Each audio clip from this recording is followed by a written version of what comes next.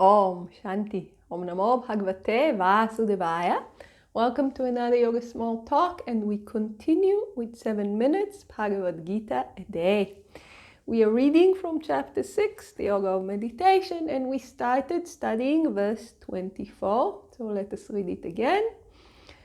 Abandoning without reserve all desires born of sankalpa, thought and imagination, and completely restraining the whole group of the senses by the mind from all sides. 25. Little by little, let him attain to quietude by the intellect held firmly, having made the mind establish itself in the self.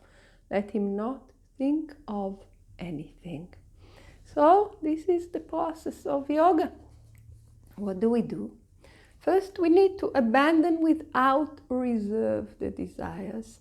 And we discussed this in the previous video, referencing verse from chapter 2, verse 59, that said, the objects of the senses turn away from the abstinent man, leaving the longing behind. And we mentioned that as we go through the practice of renunciation before the wisdom is established, it's a practice with a lot of friction because we are working against our desires.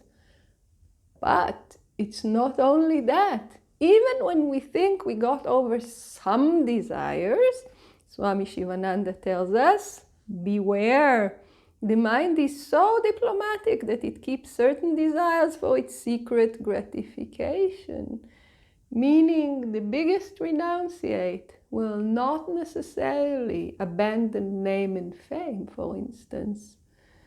The ascetic will want to be the head of the ashram. The great meditator will want to show off all the superpowers. And like these things come up. So when we get to the subtler desires, we need to be even more careful because they are very, very, very strong. Therefore, we are told to abandon without reserve and to completely restrain the whole group of senses by the mind from all sides. So Lord Krishna is making here the point very, very, very clear from all sides. And Swami Shivananda helps us understand what is the way to really abandon without reserve. As is described in verse 59 of chapter 2, but his longing also turns away on seeing the Supreme. So when one is established in the Supreme Reality, the longing will go away. Why? We saw in verse 22. Because when we obtain this supreme joy, when we obtain yoga, he thinks, realizes, there is no other gain superior to it. So why do I need all those little desires? Thank you, no thank you. Somebody comes with a big, big pack of monopoly money and tells me, okay, you need to work for a week for that and I'll give you all this money. And I say, this is fake money. Keep it to yourself. But until and unless I'm established, I need to be very, very vigilant. Swami Shivananda tells us, desire is born of imagination, sankalpa. Therefore, destroy the sankalpa first. Work with your mind.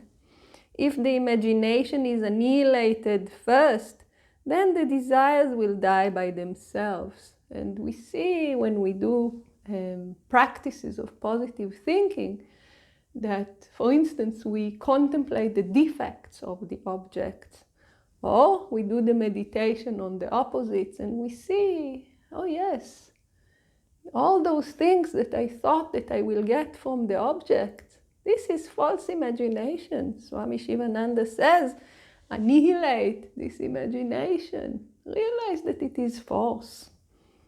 Swami Shivananda continues, mark here, all the senses must be controlled from all sides by the mind. Even if one sense is turbulent in one direction, it will distract the mind often and often. Remember, we are breaking the mental habit of chasing the senses, so we cannot have any lapses. The senses will be absorbed in the mind by the constant practice of abstraction, pratyahara. So there is a practice here. Then the mind will not think of the objects of sense pleasures and will become perfectly calm. So the process is parallel. We do the external renunciation, which has a lot of friction. And then we meditate to gain knowledge. Slowly, slowly, if our practice is well guided and continuing well, we will have less friction and more wisdom. Less friction and more wisdom until wisdom prevails and the light of knowledge shines until we reach the attainment. But we should come with this awareness, with this understanding that in the beginning there is friction. And we need to be very, very determined and to strive to reach this point where our abandonment is without reserve, without the doubts, without leaving those little desires that, okay, maybe this I should chase, and so on and so forth. But we should also be very gentle. And this is why verse 25 comes immediately next.